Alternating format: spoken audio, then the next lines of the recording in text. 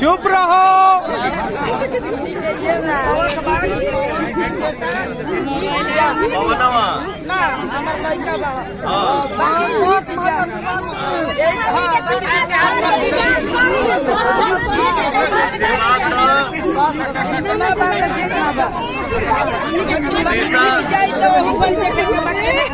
चाची घर के लइका बानी दूसरा भाई भाई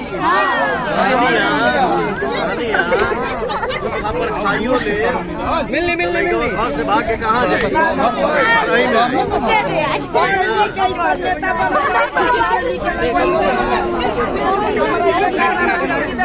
आशीर्वाद दी, हमेशा बेटा बन के साथे रहो।